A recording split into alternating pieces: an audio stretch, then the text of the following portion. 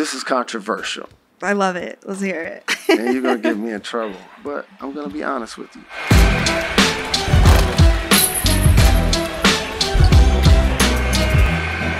What's up, you guys? I'm Rachel DeMita, and welcome to the Courtside Club. I'm here in Detroit today, and I'm joined by the one and only Jalen Rose. Jalen, welcome to the Courtside Club. What up, though? And the key thing you said is in Detroit. I am in Detroit. I appreciate that. Thank you very much. I was honestly kind of surprised that you agreed to sit down with me, seeing that I'm from Ohio. Well, we beat the Buckeyes this past year. You did? I don't remember the other 19 of 21 that the Buckeyes beat us in football and had me delirious, but we still own the Buckeyes in basketball. Shout to Clark Kellogg, that's my guy. Shout to Jimmy Jackson, that's my brother. In all honesty, it's good to see the rivalry, doing its thing. I saw you going crazy in Indiana with your team. For real. But that's the thing about Michigan fans and Ohio State fans. Like, it runs deep and it runs for life. Am I wrong? Absolutely. And it's ride or die. It's not fair weather at all. Like, I am not making this up. I believe the last 2 decades, the Buckeyes beat us in football maybe 20 of 22 games. Yeah. I was at one of them, actually. It was crazy. It was at Michigan. Yeah, I don't like that. And so we don't like that. Yeah. And the one thing about love and rivalry and supporting our teams is that we're going to represent that maize and blue. You're going to represent the Buckeyes. You're going to represent Ohio. But we handled it last year. Do you guys do the same thing? You know how Nike and Adidas, it's like that other company because they're both in Portland. And Ohio State is like that other team, Do you guys do that? Well, we substitute the B in Buckeyes with an F sometimes. Okay. Interesting. That happens. I can't act like that doesn't happen. Yeah. You know what I'm saying? But we don't, I guess, say each other's, states. And it's fine. It's a great rivalry. But here's the thing. USC and UCLA join the Big Ten now. Okay. And that's a big one. Those are going to be big-time games, big weeks to put notches in our belt. So when we beat the Buckeyes, we can be in the top 4. Well, we're here breaking bread today. Yes. Even though I did hear you trying to pitch Michigan to Bronny. So I'm from Akron. I don't know if you know that. Wow, okay. So I grew up actually watching LeBron play. Mm-hmm. I used to go to his games at St. V. I played at St. V as well, their girls team. And then they got moved to Akron U. And that was a thing for us on our Friday nights. Let's go watch LeBron, That's dope.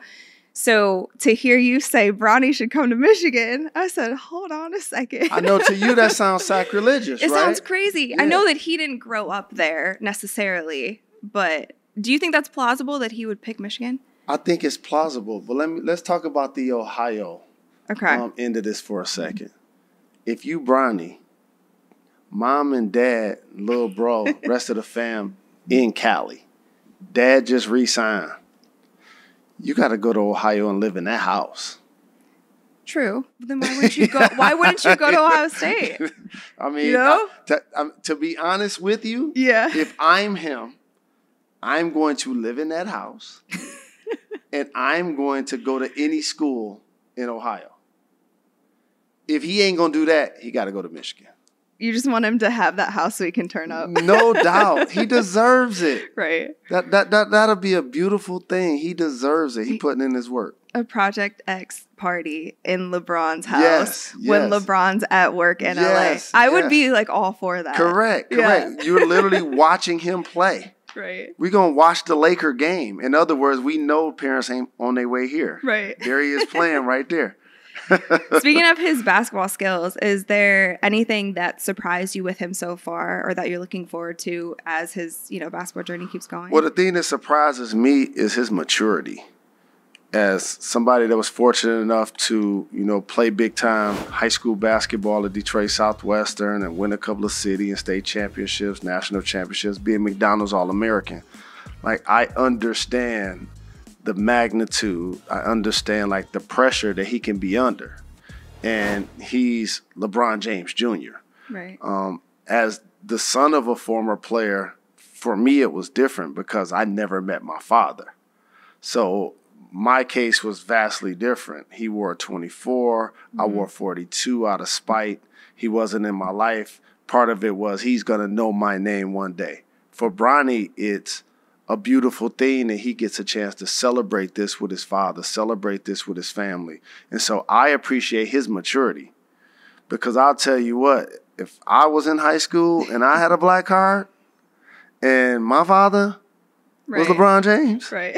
Oh no, I'll be coming to school in You Rolls Royce I would be unapologetically rich. Yeah. See, here's the thing.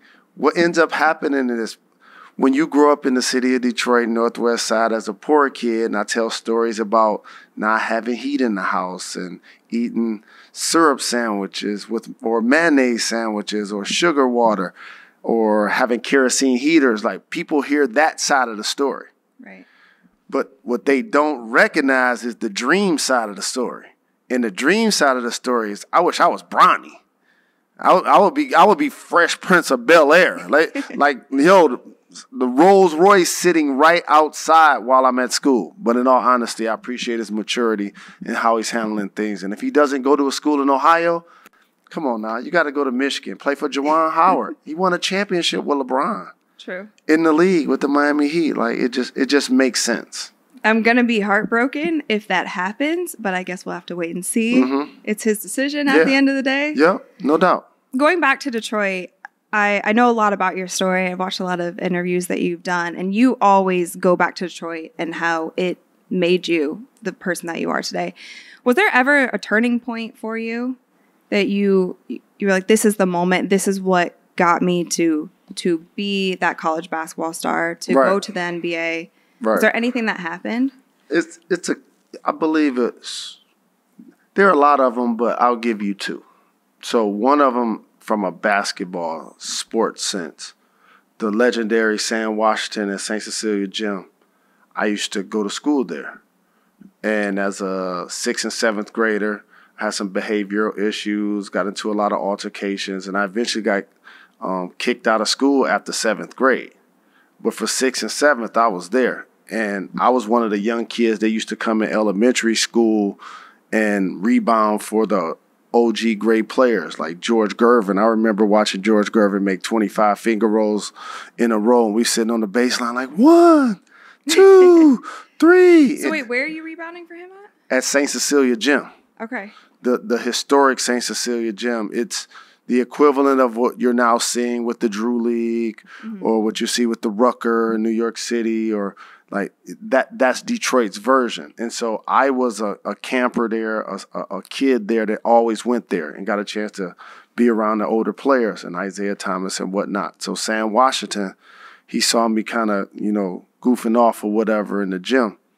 And he took me downstairs, and he had like this old projector. He blew the dust off of it. And he showed me footage of my father playing. And I was like, word. I was like, this is crazy. You know what I'm saying? And to be honest, this is your biological father that you hadn't met. My biological father, Jimmy Walker, who was the #1 pick in the 1967 NBA draft. That's why I rock this goatee like this right now.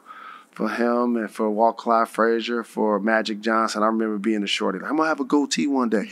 But anyway, and I can't grow facial hair. This is all it grows. Can't make this up. And so he showed me my biological father. Like, he was one of the first guys that was doing a spin move, and he put in work. It was like, if you stay focused and you stay disciplined, like, this is your chance to do something special. And I started to feel like I was taking the game more serious after that. So I started wearing ankle weights to the gym. I started, doing push-ups when I'm watching TV during commercials. Like, I started to take it more serious. Shooting on your back. No doubt. All of that, getting the rotation, messing up hangers, putting them at the top of the door, hooping in the house. Like, I was like, I'm gonna fall in love with the game. That's one. But another time, I was playing for the Super Friends. Shout out to Curtis Hervey. My AAU team, and to get us out of the neighborhood, he used to have us practicing at Country Day so we can be exposed to like things outside of Detroit proper. And so what is Country Day? Country Day is one of the most prestigious high schools in the country. Okay. And Chris Webber went there. Shane Battier went there. Okay. And so it's an amazing school. And a lot different than what you were used to. Correct. And I'm from the northwest side of Detroit, grew up in a few different homes.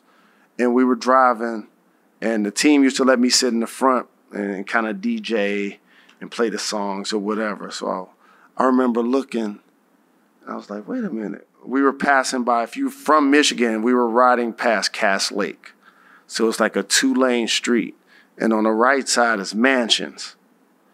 And on the left side, people was like boating and jet skiing.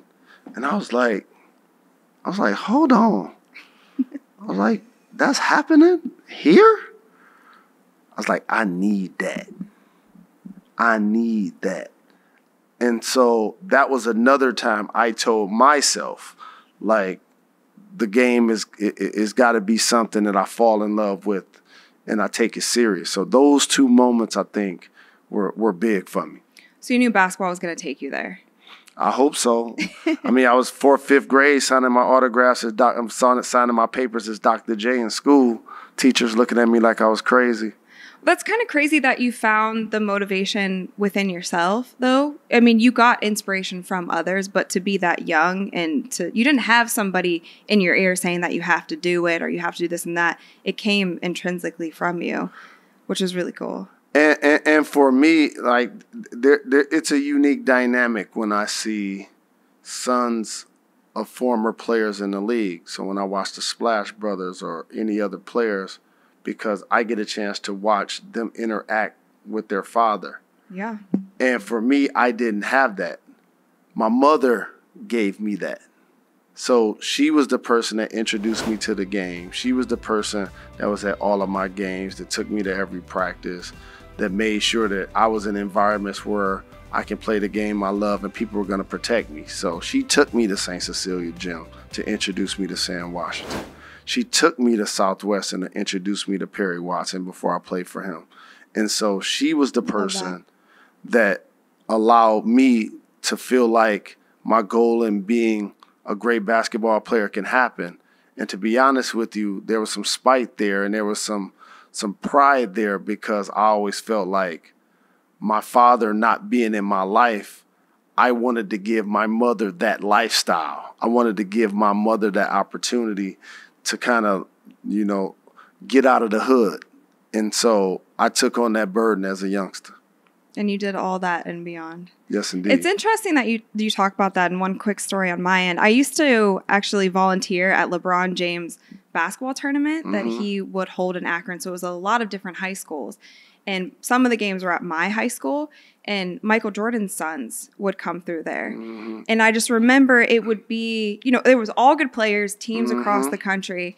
But there was this whole different energy when they walked in. And they never, correct me if I'm wrong, they did not play in the NBA. Correct. And didn't become what I think a lot of people thought they might become. But the amount of people that came in with them, Correct. The stands that were packed because Correct. they were on the court, the girls, the friends, the everything, and we're all in high school and we're all looking up like, wow, that was Michael Jordan's sons, Right. That's crazy, yes. So I got a little piece of that, and he never came, he didn't come to the games. Right. But there is, it doesn't always pan out that way, even if your father is in your life and helping you get that. You need that intrinsic drive that you had, which is really cool. So Absolutely. I love your story. Thank you. I appreciate that. And the thing about, like, it hits different when you're born into the world and you never carry your father's name. Like, that hits different. Yeah. Because that's an acknowledgement that this is going to be a single parent situation. Or hopefully, you're lucky enough to find a stepfather type of situation. But in my case, that didn't happen. I had great brothers to lead me. I have great family support, my sister, my uncles, and so my grandmother. And it was just an amazing opportunity for me to say, I want to try to do something special with my life. And the time I got a chance to talk to my biological father on the phone, I made sure I told him. I was in the league by then. And I made sure to tell him I appreciate him. I love him. I have no hard feelings. Him not being in my life clearly was the best thing that happened for my life because I became a success story without him being in my life. Well, you came a long way from switching your number in spite to like rocking your goatee. No doubt. In honor yes, of him. Indeed. You know what Got to I mean? represent. Absolutely. So your time at Michigan, what really stood out to me is you've been a pioneer in so many aspects of your life, and starting that young. And even from down to you guys wearing T-shirts that didn't have logos, and you just kind of recognizing immediately, like, they're making money off of us. How do you feel about the NIL and how it stands now and what these kids are now able to do in their college careers? It's not the true solution that people describe it as being. On paper, it's great that athletes now get the opportunity to profit off of their name, image, and likeness. However, there's some fine print. How many times have you downloaded an app and all you do is accept? You don't even read it. Oh, yeah, at this point. Right? You're not reading it, No. right? You're just accepting it because Right. I need this app for Right. this meeting. That's the same thing with a letter of intent. What happens with the letter of intent? You're basically not going to be able to have any contracts that interrupt the deals that they already have. True. So you're in Detroit for the Jalen Rose Leadership Academy golf outing. I am. Absolutely. So here are a couple of our sponsors. Say I was a high school senior. Puma's one of our sponsors. I couldn't go to Michigan and be sponsored by them. They already have a shoe company. Jeep is one of our sponsors. Say I pick a school that have another car company as their sponsor. Jeep couldn't be my sponsor. So now what ends up happening is you're actually getting a diluted opportunity to actually be represented. And if you notice, look over the past few years. It was great to see Paige Beckers with UConn get well soon. She's dealing with an injury right now, to have a $1 million sponsorship deal. But if you really know how much money UConn brings in women's basketball to that university, that's a drop in the bucket. Oh, yeah. It's not fair market value at all. So how do you think you remedy something like that? Because it's so early, and I feel similar to you in the fact that we don't really know how this is going to settle. It's not super regulated at the moment. I don't know if that's the best word to describe it. But what do you think could, I guess, remedy what's going on right now or speed up the process to where these kids know what they're getting, they understand their value? Oh, here's the remedy. For the universities, look at Alabama. We're going to talk football. So there are layers to how they make money in football. Nick Saban, look at the antennas that he can make money. He can make money doing speaking engagements, shoe company, TV, radio. The sky's the limit for the ways he can make money. But what ends up happening is those sponsors are for him and the school. They're not necessarily for the top flight recruit. So what happens is the sponsor may give the school $50 million. They don't care if you give it to the players. But the school's going to say, we keeping that money. We're not going to now say, hey, we'll take 45 and give our starting quarterback $5 million to come as an NIL athlete. When that starts to happen, that becomes the game changer. But that's not happening. And here's another reason why it's not happening. Because in basketball and football, those players must continue to feed the system after high school. They still have restrictions. So even as a football player, you got to go to college. What do you mean restrictions? You got. Oh, you mean because you can't just go straight to the NBA? Or the NFL. Right. So if I'm a talented football player and I just graduated from 12th grade, I still got to go to college. So they don't have to give me a deal. Right. So that's, to me, is the disappointment. I would have hoped that it would have been an opportunity for play. You're going to see Ray Jackson. You're going to see Jimmy King. They didn't have 10-year NBA careers. Players like that who help feed the system and help make multi-millions of dollars for universities deserve the opportunity to get paid at their age, not necessarily have to wait. You don't have to wait in NASCAR, tennis, golf. True. Yeah, there's golf pros at like 14. You don't have to wait. Yeah. That's only in basketball and football.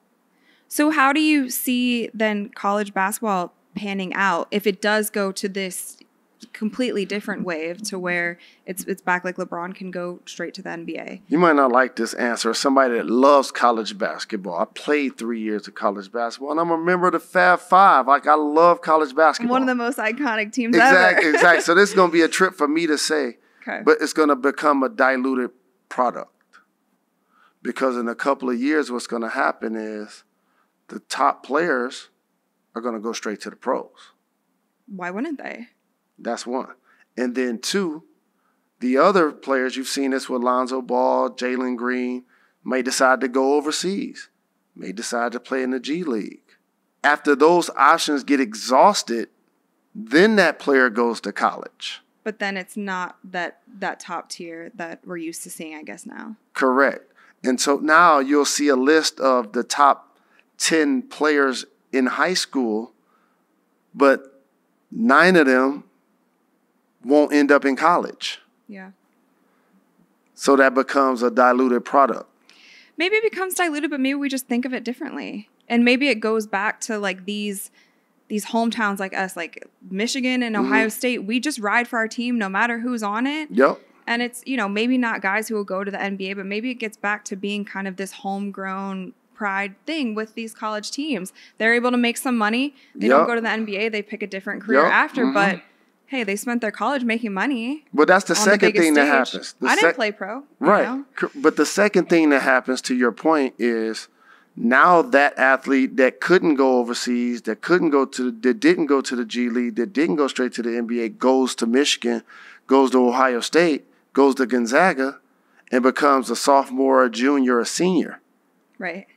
So that strengthens, in theory, the play of the college game. But what ends up happening as a prospect, the more you play in college, the more they now think you're not ready for the league. Right. And now all of a sudden, it's not like when Tim Duncan played 4 years or a Draymond Green played 4 years. Now it's like, why did he have to stay till he was a junior? Yeah. Why does she have to stay till her senior the NBA year? loves fresh legs. Young, fresh legs, Exactly. So, exactly. What? You're 21. Exactly. Which is crazy. Correct. So I feel like that goes back a little bit to the NBA now, and we're not getting as much of a sense as guys wanting to stay in one city. Mm-hmm. The players have a lot more control, I feel like, over the league right now, which I think is a good thing in some ways and not so great in other ways. How do you feel about that?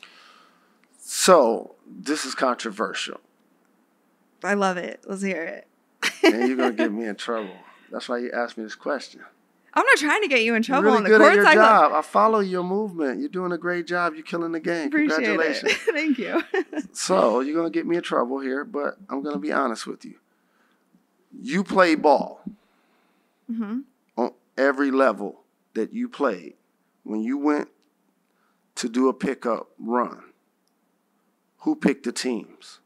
The best player. Boom. The best players played against each other.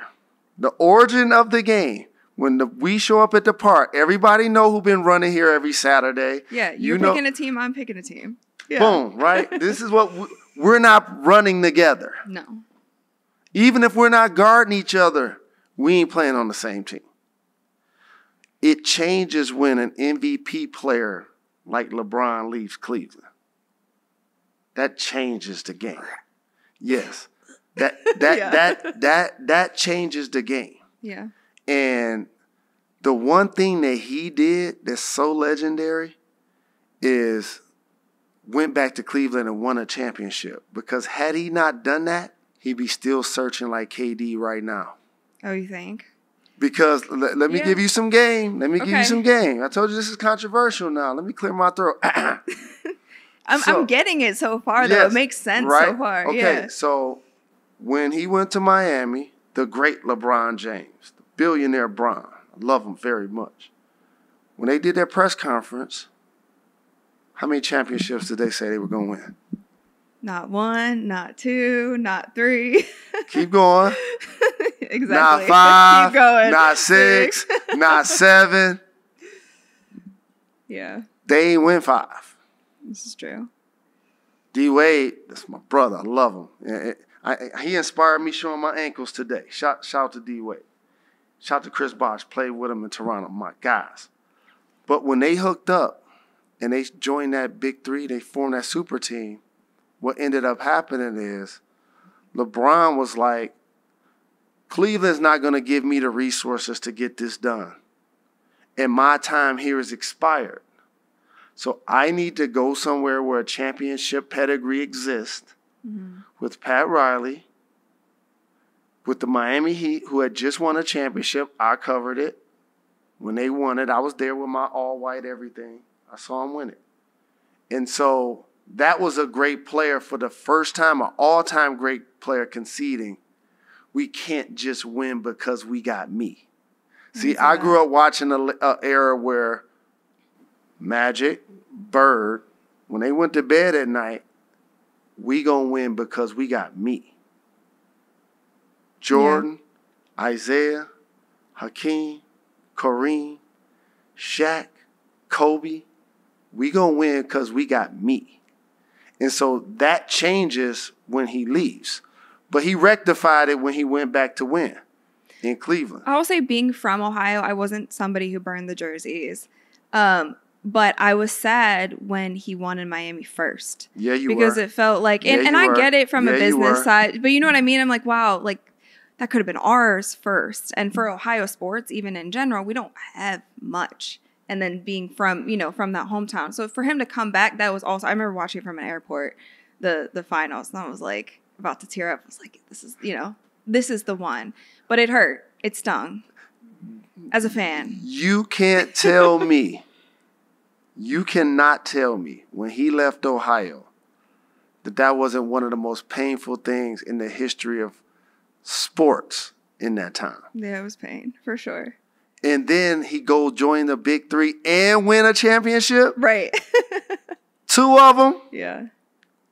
He had to go back and make it right. So, championships, as I've learned, I would love to have 15. Rest in peace, Bill Russell. And by the way, every team, don't just retire his number. Every team should hang a banner in their arena with the Russell 6 lifted, because it doesn't become out of sight, out of mind. That's truly what I believe. So now, you're KD. You do the same thing. You leave OKC, even though the Warriors beat you, and you join the Warriors. Win finals MVP twice, 2 championships. They would have won the 3rd one had he not gotten hurt, had Clay not got hurt, but they didn't. He wasn't happy. You know why he wasn't happy? Even when they won their first championship. Bob Myers was at the parade. People was joking about him joining a bandwagon. You know it. Oh, yeah. I know it. Yeah. Everybody felt like that Saturday run you just talked about. Instead of y'all playing against each other, seriously? Seriously? Yeah. We was up 3-1 and you played. Yeah. How many times you cry in the locker room with your team? A lot. Okay. Yeah. So imagine what happens when we up 3-1 and we lose the series. You in the locker room like, yeah, I'm sick. Screw them. Yeah. And then you go join them. So when you do that, right, it's like LeBron in Cleveland. That is a professional admission that I can't get it done in OKC, which you're allowed to do. All-time great player, you're allowed to do that. But when you go to the Warriors, it didn't necessarily make them happy. Right. And so now you go to the Nets looking for that happiness. Like LeBron was able to do in Cleveland, but LeBron delivered. And now look, the Warriors go on and win a championship without KD. They the only team this year that didn't win a game in the playoffs. And what did he do after that? I would like to go elsewhere. Okay. Okay. Right? Okay.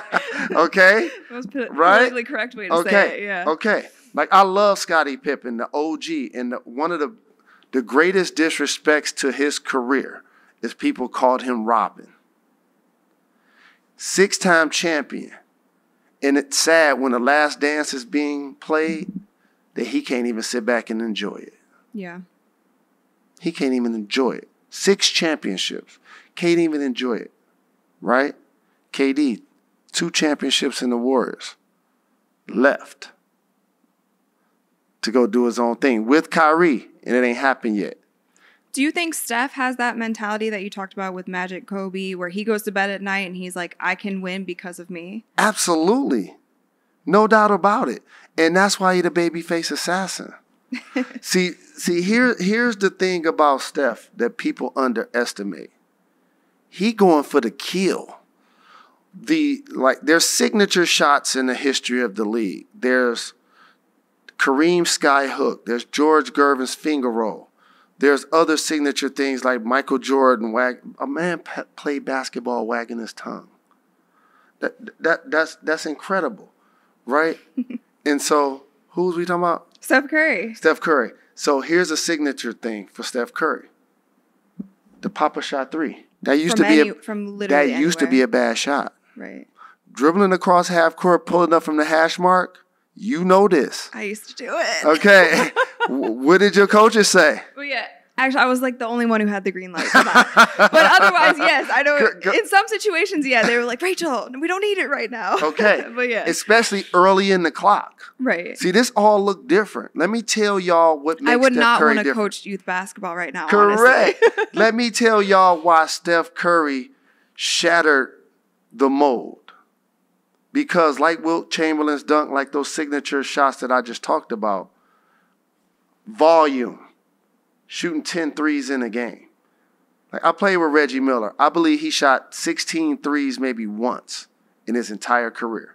Like Larry Bird, Ray Allen, like those guys didn't have the chance to like shoot a volume of threes and be great shooters, both. The other thing, unlimited range. The shots that he make that's longer than 25 feet, 30 feet, it's only him, Dame Lillard, and Trae Young. And he practices from the hallway before every game. That's crazy. And makes it, you know? And here's 2 other Steph Curry things. Great finisher of layups. Jump off both feet, finish with both hands. People underestimate that about his game. And then lastly, he got a handle. Usually the person that shoots like that. It's one or the other. Correct. Yeah. Don't got a handle like that. You like, between the legs, behind the back, Chris Paul falls down.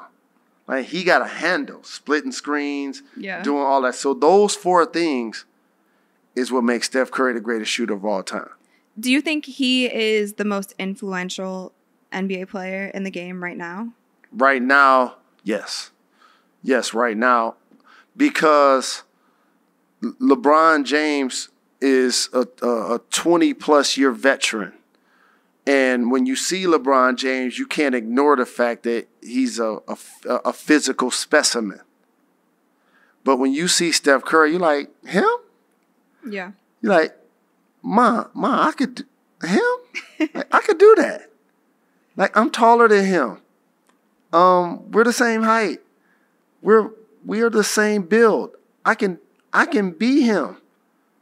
And so that influence plus what I said about his game and his championship pedigree and getting his finals MVP this past year, it's like Steph Curry's not a point guard or a shooting guard. I've called him the vanguard for years, the leader of the new school.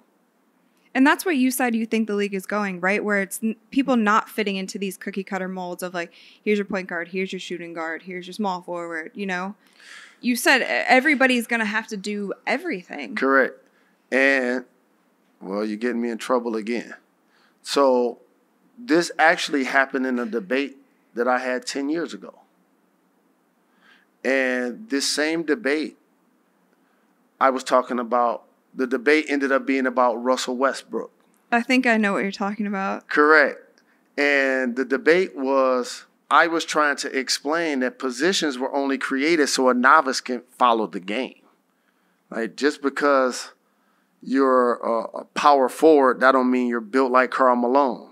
Or just because you're a shooting guard, that don't mean you're raising up like Reggie Miller. Like they're just an infrastructure for people to follow the game. And it was something that I followed too, and our team followed. Yep. I was a 2 and I was a shooter, and that was my job. Yes. You know, and I was fine with that. Correct. But at this level, it's different. Correct. But what ended up happening is the thinking of coaches, the thinking of media, the thinking of fans had to graduate.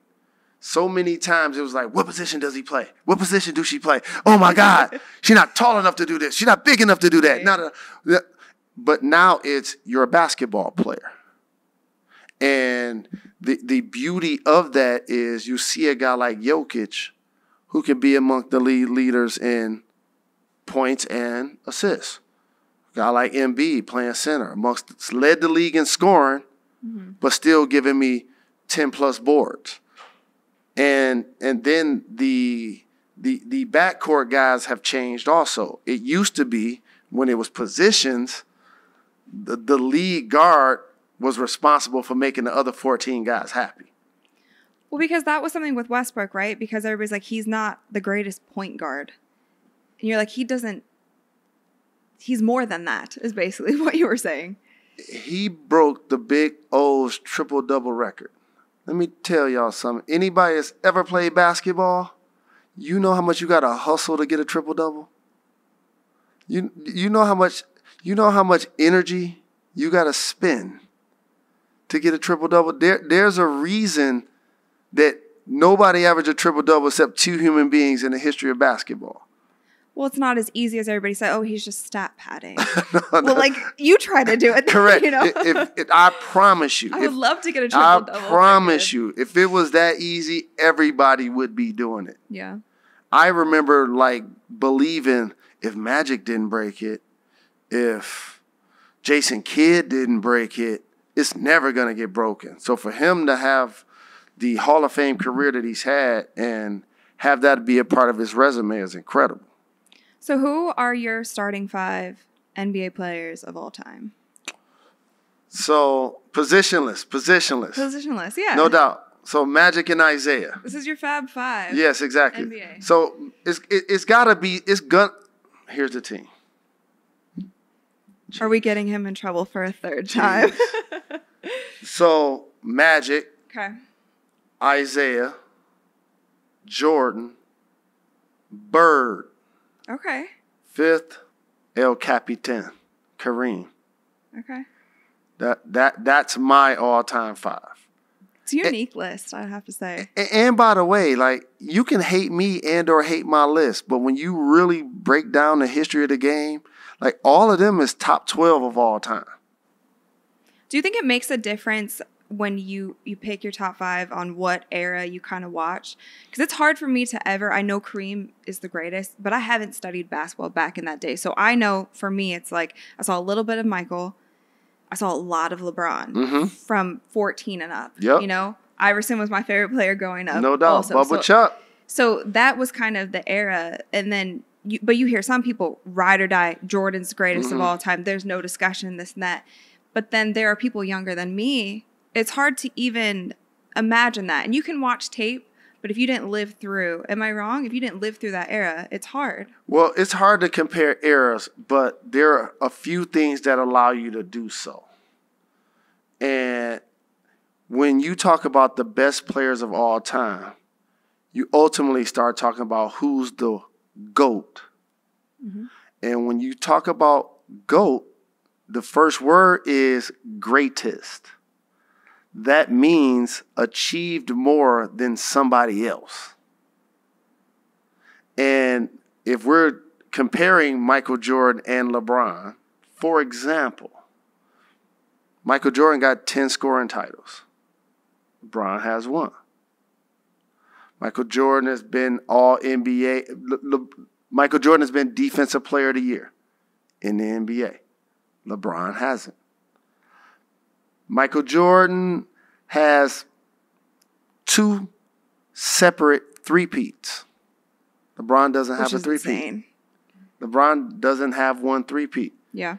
And so, like, you don't necessarily even need to watch them play to acknowledge that what Michael Jordan achieved just solely on the court is greater. It's more than. So why isn't Bill Russell in your top 5 then? He is. Wait. He is. I just gave Kareem that starting spot at the 5. Okay, so he's just starting. He's on your team, but he's not starting. Let me tell y'all something about basketball 101.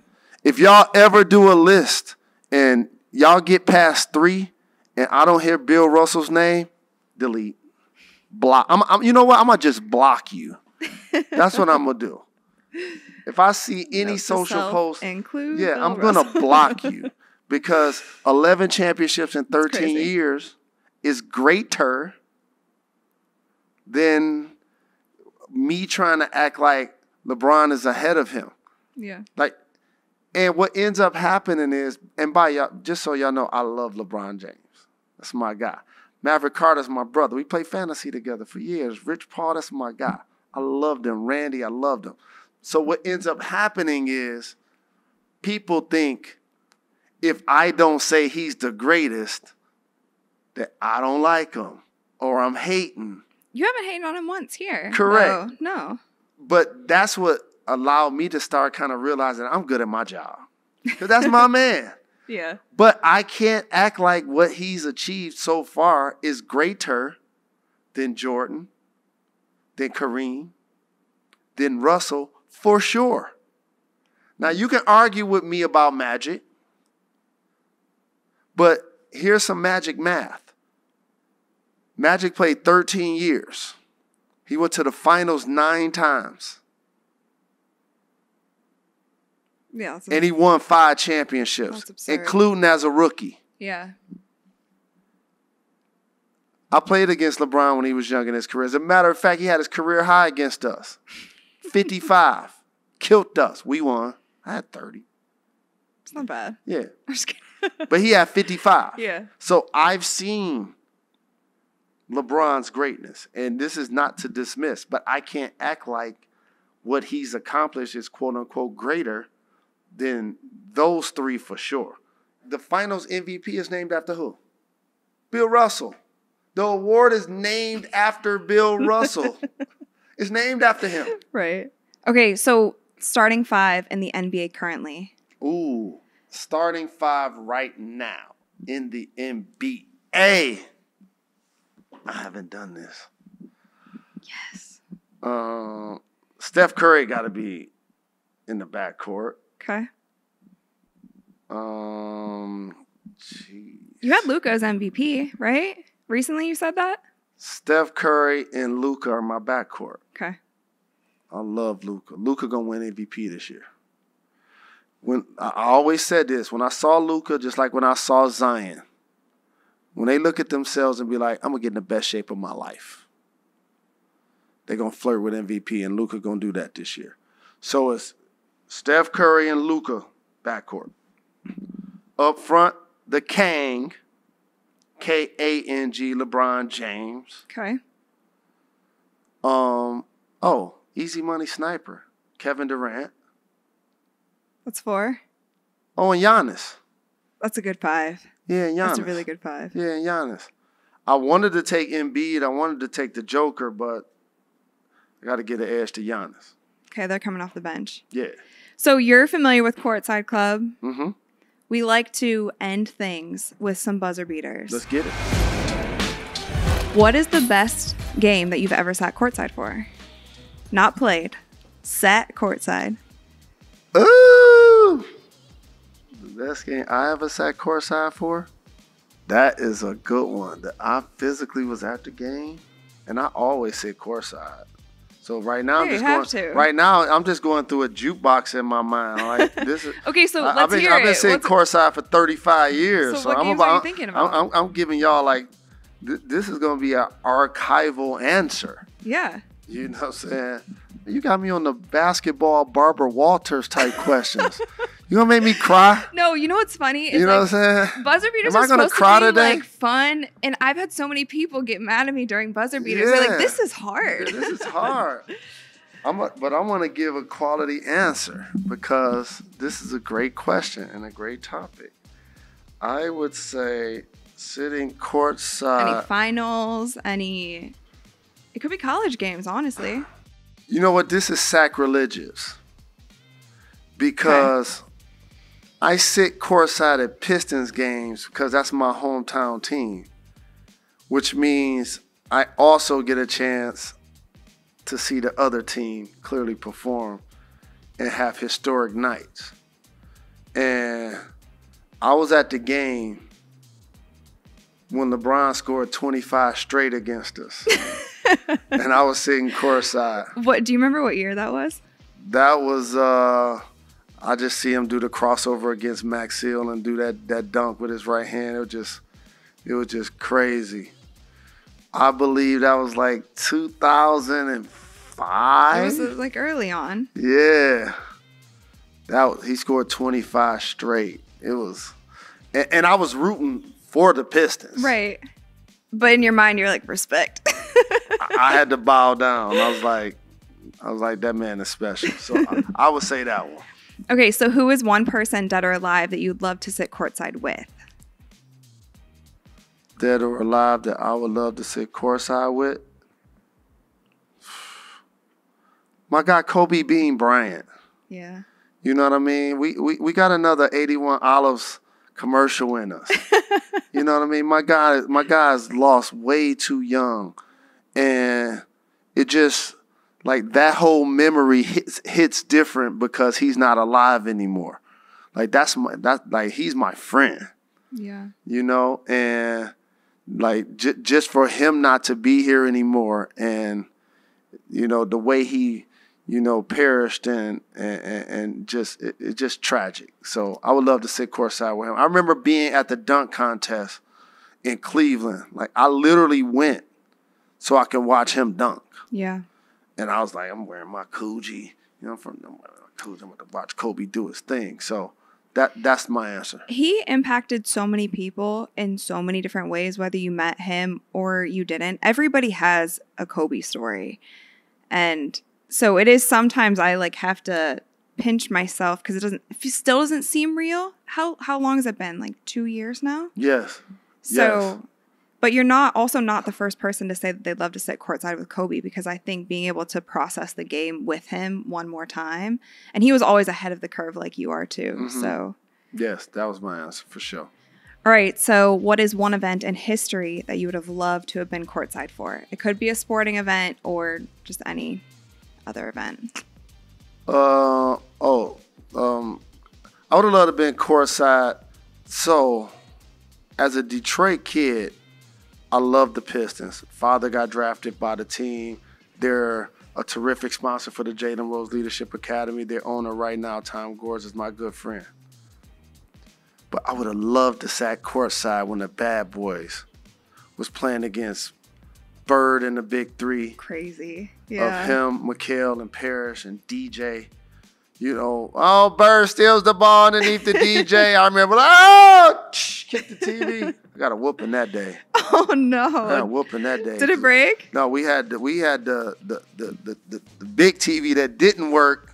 You know what I'm saying? The little TV on top of that did work. You know what I'm saying? Oh man! And so, yeah, that play and Isaiah's legend and like the Bad Boys legend. And so I would say I would love to sit courtside to watch the Bad Boy Pistons perform.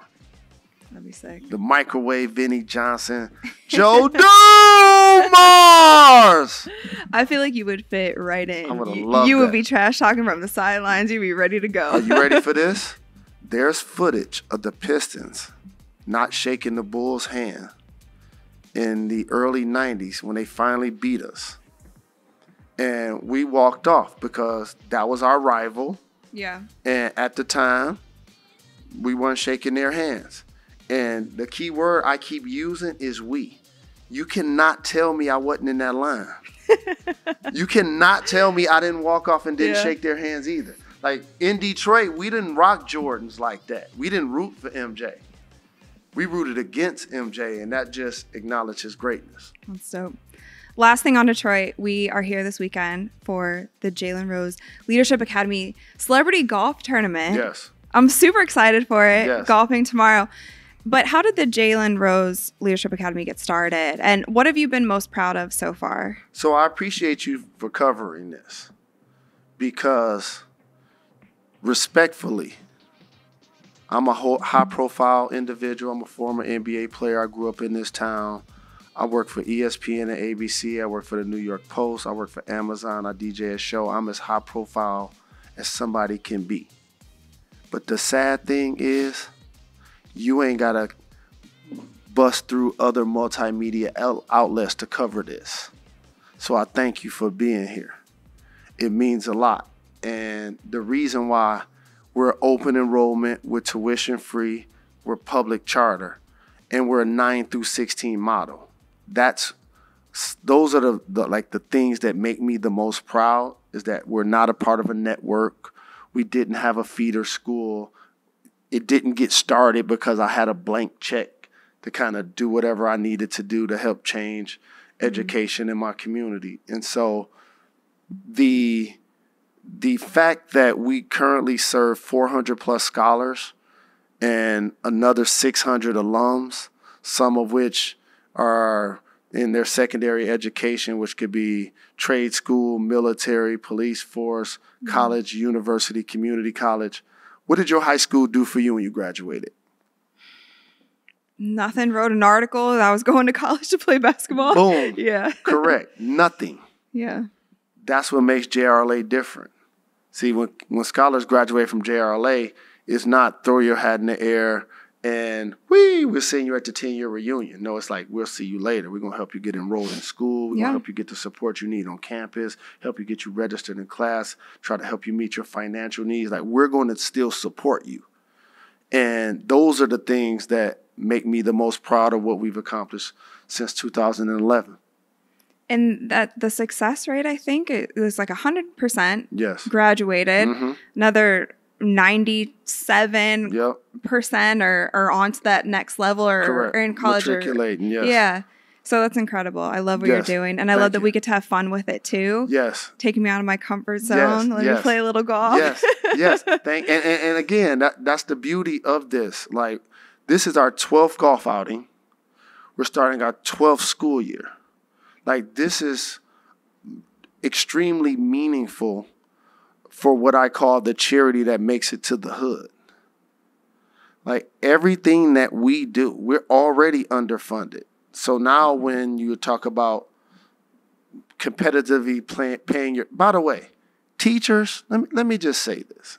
We come from a sports background, and I love that people pay a lot of money to be entertained in sports. Yeah. So therefore, I got to make the big bucks as a player and an announcer, and players get to make what they make. But let me tell you something. We need to stop the world on its axis right now. And to me, this ain't enough, but every teacher, especially those that are really good at their craft, should at least be making $100,000 a year. My mom's a teacher, been my whole life. And she became a teacher to be able to have summers with me. And I was always in the classroom with her. But I wholeheartedly agree. And I also agree because they're with your child sometimes way more than parents are. Teachers are, in society, the most overworked and underappreciated human beings that exist. 1000% agree. Because just think about it. It's only 24 hours in the day. You're waking your kid up, and they're going to school by 8. Yeah.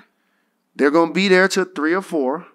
And if they play sports, do extracurricular activities, that's also teachers. That's also administrators. Teachers who are coaching, who are getting $10 an hour on top of it, maybe? Correct. It's a drop in the bucket. Yeah. So one of the things I hope to do, as we're now raising funds to expand our facility, is if I had a blank check and somebody came to me and said, hey, Jalen, what is something that you want to do to change the dynamics of education starting at your school? It would be to make sure that the teachers got compensated vastly more than they get paid right now. They're babysitting your kids. They're doing therapy with your kids. Yeah. They're educating your kids. Setting them up for life. Setting them up for life. And so as we fundraise, that's still something in my mind that I hope that I could try to be a game changer as it relates to making sure that they're compensated more than they are currently. Once again, change the game. I'm glad I'm able to be a part of it as well. Yes, indeed. Thank you so much for coming on Courtside Club. Thank you for having me here this weekend. Yes, indeed. Anything we should be on the lookout for? JRLADetroit.com. Just continue to support what we're doing. Enter a learner, exit a leader. Love it. Thank you. Thank you. Appreciate it. Yes, indeed.